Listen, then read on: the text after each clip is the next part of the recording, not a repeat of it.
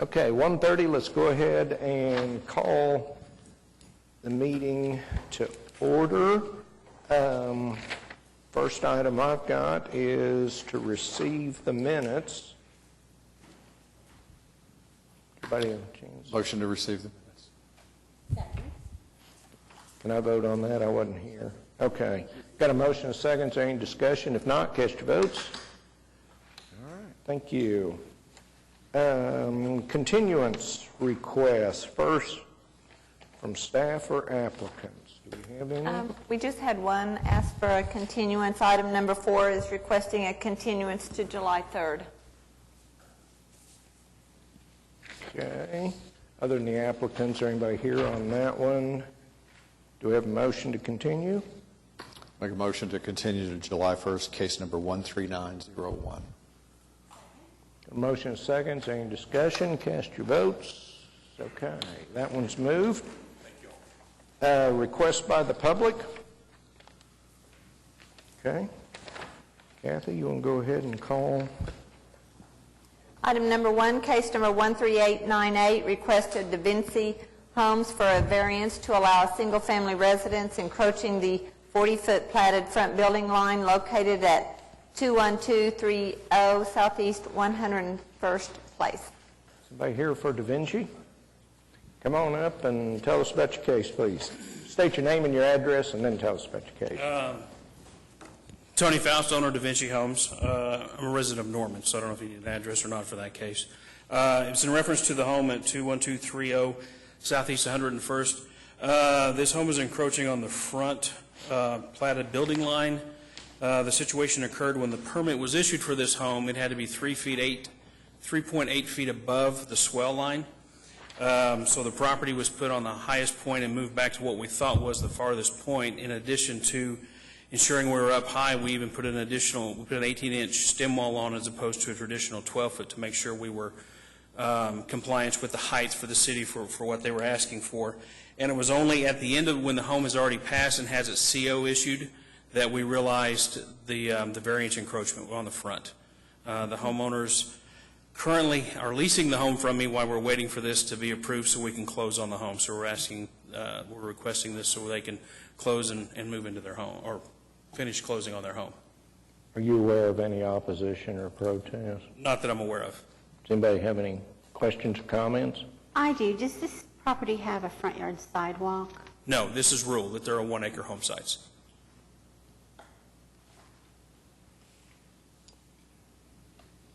Anybody here in the audience to protest? Any other questions? Oh, I'm sorry, I didn't see you. Come on up.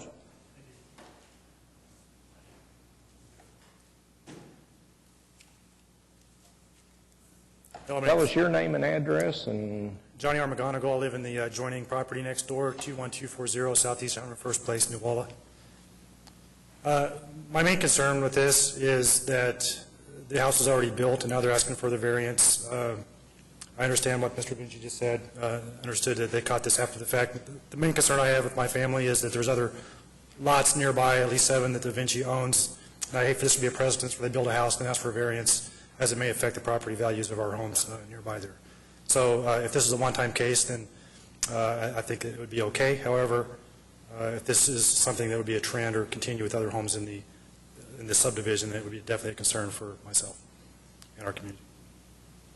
does anybody have questions? We might just ask the applicant if he can address those concerns. Do you have other lots to build in this neighborhood? Yes, after the developer went through bankruptcy, I bought a majority of the lots that are there. And a lot of the lots in this neighborhood have challenges. There's some gas lines that go through there, some things that, and I've worked with the city probably for 9 months after I acquired it, going through some of the variance issues that were there that are located on the property. It's been an ongoing issue, and some of it goes back to the roads and the site plan and what the city had aren't worked together, and my engineer has worked with the city, so we're trying to address to make sure that we don't have any more issues like this, especially on the street where, in reference there, that is probably the street in that entire neighborhood that's got the biggest issues. So for you, sir, these are generally occurred, one time, and it's usually a mistake And again, this is where we found out at the very end, because we thought we'd had the city out before to help us, and we were pinned where we should have, the home was located where it should have been properly. And it's after the fact that we found out some of the pending issues with the streets have showed itself after the fact. Does that satisfy your concerns that it's?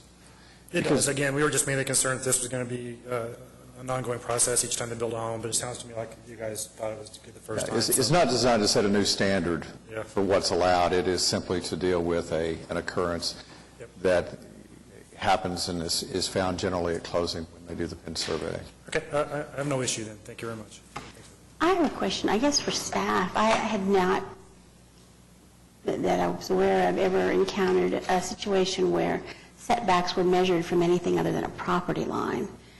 This, at least what I was reading in my staff report, seemed to indicate that the setback had reference rather to a swale line or the high point of the property. Is that normal? No, the setback would have been measured from the front property line. I think he's just I think there was referencing the just swale a as swale that something was that in the they... way of where that property line was.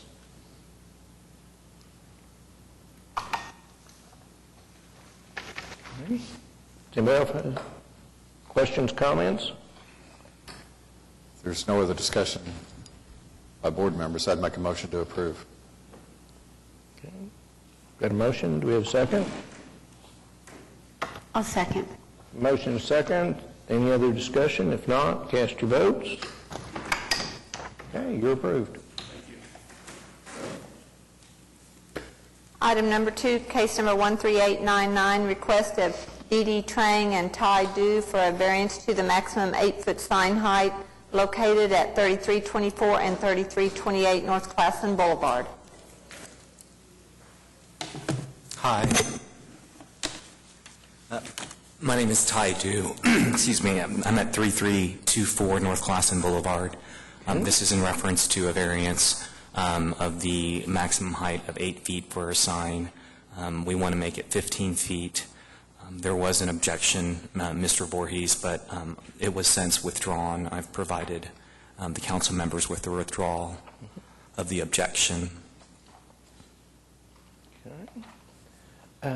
Are you aware of any other protests? No, none.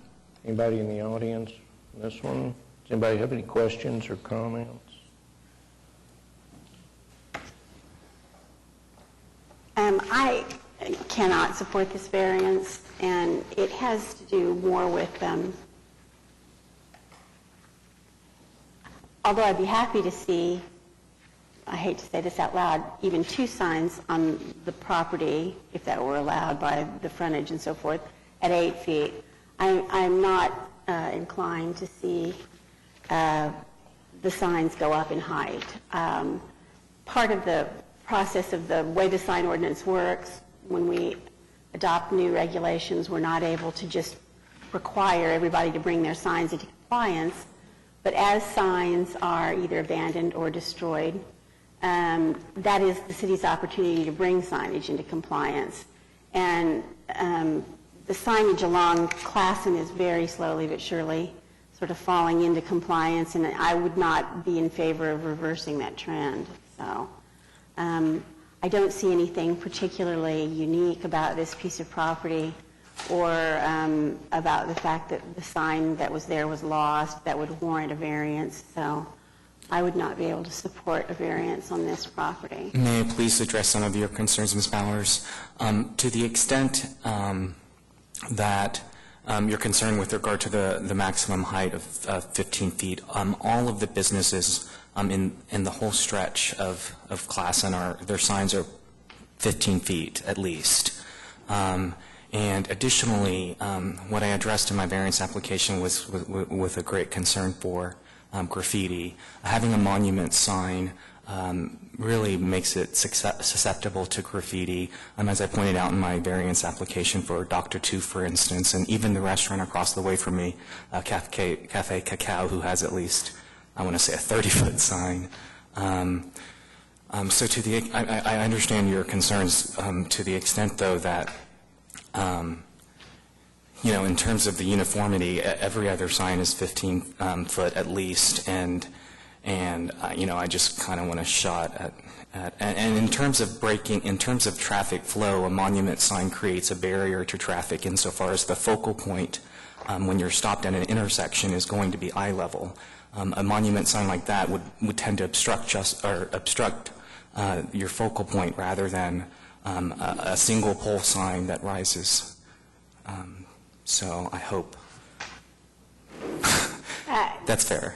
I don't find that persuasive. I think that signage especially for office uses along Classen is coming down and needs to come down, and I just don't see anything unique about this. An argument about whether monument signs are distracting in and of themselves is really just an argument against the sign ordinance in general, and I can't support that. So I think your options are to take a continuance and see if you will be able to persuade a board that has more members sitting than it has today, or take a denial. I will be happy to take a continuance if that's what... Is there anybody else here on this one? Jeff, you have anything? May I ask what circumstances might persuade you otherwise, and what unique circumstances? No, I guess is the That's answer to fair. that question. I'm sorry, Ms. That's really a case-by-case consideration. The statutory requirements for a variance require that the problem be unique, that it not be, entirely financial, and I just don't see that this particular application meets that criteria. Kathy, what's our next one? July 3? Next meeting is July 3rd. Is that okay with you? Yes. Is there a way I can check to see if there will be a full body or prior to that, or? Sometimes we don't know until Okay. that day, but Okay. I'll be Okay. glad to This give is- you a call if I know that we're Okay. going to have everybody there. I appreciate it. Okay, he's now requesting continuance of this to July 3. Is there a I'll move for continuance. Second. motion, a second? If there's no other discussion, cast your votes. See you July 3. Item number 3, case number 13900, request of James Loftus Architects for a variance to the sign regulations located at 2801 Northwest 27th Street.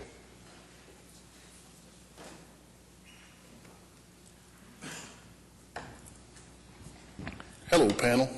Matt Hinkle, representing the Friends of Northwest Classen and James Loftus.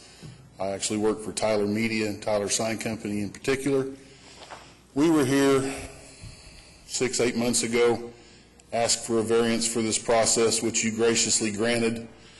And when we went back to the committee that makes up this Friends of Northwest Classen, they said, well, hey, can't we make it bigger? And I said, gee, I wish you guys would have thought about that before the first time we went through this process. You did grant us a variance for two digital signs at 3 foot by 12 foot, I believe. It goes on the entrance into the Hudson Performance Hall, sits considerably far off of the street. It is not a traditional sign, and they would just like the opportunity to make that sign bigger. It's not taking up any more space on the entry other than a foot taller. It's just the amount of digital signage that they're wanting to add to. Is the permitted sign, the currently permitted sign, an EMD3 sign? Yes. So that's not actually a part of this application in the sense that it's additional or something new? Right. Well, I'll just tell you, I'm afraid you're in about the same position as our last applicant. I absolutely cannot support this. I'm not sure I would have supported the original one, but having gotten it, I cannot in good conscience vote to enlarge it. So while I understand that the folks who were working with the theater, which I've been in and is lovely, would like to have a larger sign to promote it, I don't consider that to be any kind of unique circumstance. Well, then I would like the previous applicant would like to ask for a continuance if possible. And At the end of the day, we will build what we were given a variance for, and we appreciate that very much, but I'm just the fact finder here, so I don't have their blessing or whatever, so if I have the opportunity for a continuance to have a full staff, then I would appreciate that. And I mentioned last time, I'll mention it again, I've got a relationship with Tyler Signs, not Jim Loftus Architects for the school, but with the signs. So if anybody,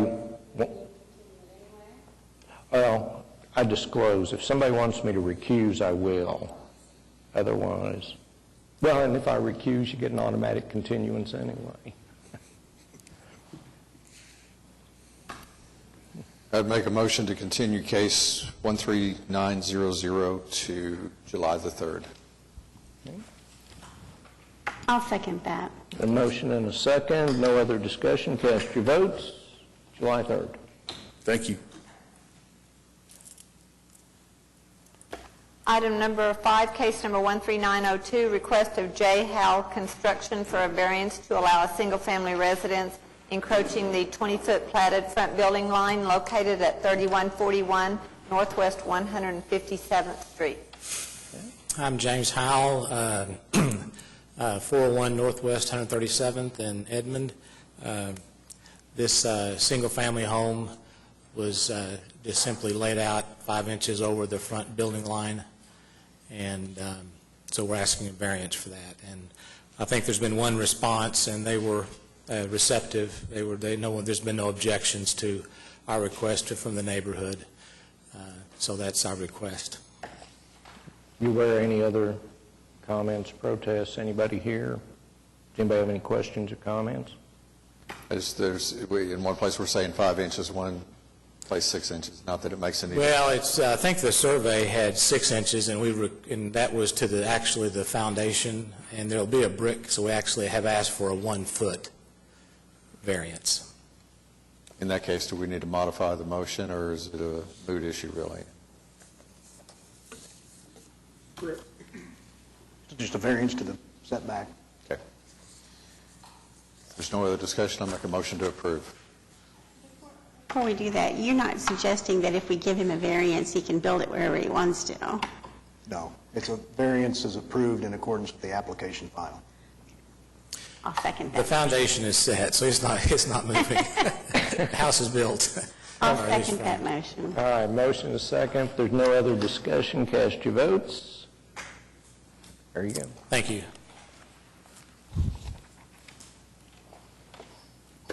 Item number 6, case number 13903, request of MCOP LLC for a variance to allow an office building encroaching the 65-foot platted building line located at 5800 Northwest 135th Street.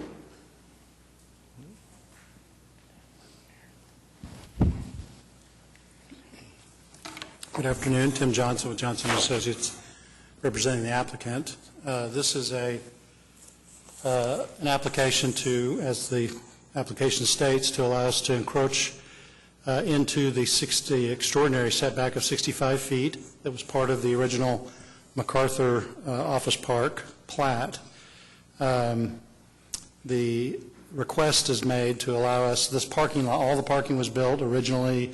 The buildings have come in a permit at a time, and on this particular application for permit, they've asked that they be allowed to extend part of the building roof and facade to create covered parking over the existing parking, which encroaches into that 65 feet.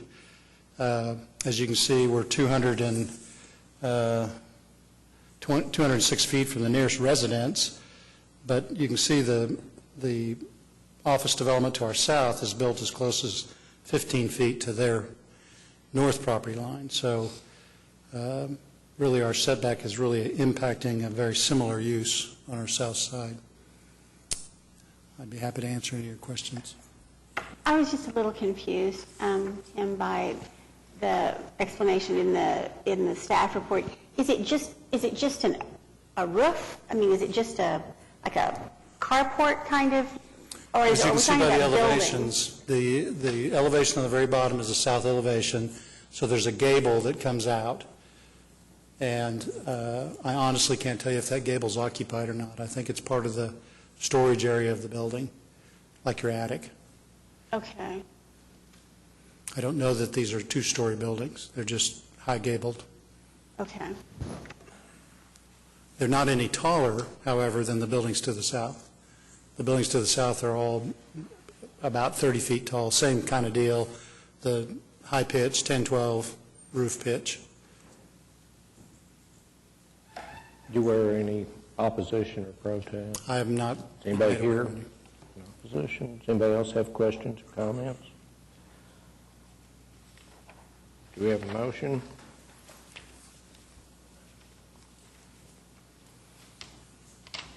I'll move approval. Second. Motion is second. If there's no other discussion, cast your votes. Thank you. You're approved. Okay. Item number 7, case number 13904, request of Ian McDermott for a variance to allow a sign in the right-of-way and site triangle located at 2425 North Walker Avenue. Okay. Mr. Chairman, board, members of the board, my name is Anthony McDermott. I live at 415 North Broadway Avenue, Oklahoma City. And I'm appearing on behalf of Ian.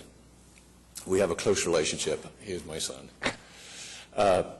This is kind of an extraordinary application. As many of you will know, the project that we're working on is a bar restaurant at the corner of 24th and Walker. It's a Texaco. It was originally a Texaco station built in the late 20s, and had a traditional, at the time, what is known as a banjo sign, which was unique to Texaco and basically branded their properties. We found the sign has long since gone. We found an identical sign in Memphis, and we went and bought it. Oh, there you go. You see it on the truck. And we would like to replace it in exactly the same location that it originally occupied. The actual location of the sign is very, very slightly outside the property line. I think, oh, there you go. There's some historic photos. And the bottom left, you can see the location of the original banjo sign. This was the way the station looked before it was remodeled in the 50s. It's the way it looks today, but it's extraordinary, it's unique, and it's original, and we would like to put it back up where it stood originally on exactly the original foundation. The bolts are still there. They're exactly the same size as the base plate for the sign, and we'd like to put it back where it was. You wear any opposition, protest? No. Anybody in the audience? Questions or comments? I was by the site earlier, and so I was confused about where you were going to put it. You know, there's that little sort of bed with a thing on the end that's really on the corner. And since he was talking about the site triangle and so forth, I was thinking that's where it was going to go. But these pictures show it between you and the buildings that front on 23rd Street. Is that right? No, Janice, it's at the north. Well, here you go. I think we can point to it. It's the sign location is. Well, here we go. We're zooming in. It is. Oh, yes, top left. So that is where I thought it was. Right there. Okay. Can you really replace it there? I mean, it seemed it's pretty crumbly, that whole the bumper, the curbing and everything. Yeah, I think the curb does need some repair, but the footing itself, the sign footing, is fine. Okay. And it won't be lighted at all? It'll be just... It'll be... Is it a light-up sign? Yeah, it'll be lit. The originals were lit. This will be lit in a more modern way, but the original sign had the two big cantilever deals that shone back on the sign. So you won't have that? No. But you'll have, okay. No. Some other mechanism to light it? I think it's actually planned to be neon. Oh, Yeah. With the, I don't know that we have a new, the name of the business is The Pump, and we've already designed the logo, and it's homage to Texaco. You know, it has the 5 points, and so we're excited about it. well, I have to confess, this is a really hard swallow for me, but because of the historical nature of it, the fact that you've been to the HB Commission, they've already given you their blessing. And also just the sign itself doesn't seem to me to be much of an obstruction. The fact that it's in that site triangle was kind of a concern to me. I'll move approval. Motion? Second. Motion second. If there are no other discussion, cast your votes. You're good. Thank you very much. The only other item we've got is election of officers, and I vote we move it. I suggest we move it. I'll make a motion that we move the election of officers to the July 3rd meeting. Motion is second, and no other discussion. Cast your votes. Oop. Okay. Motion to adjourn. Motion to adjourn. No other discussion. Cast your votes. Thank you very much.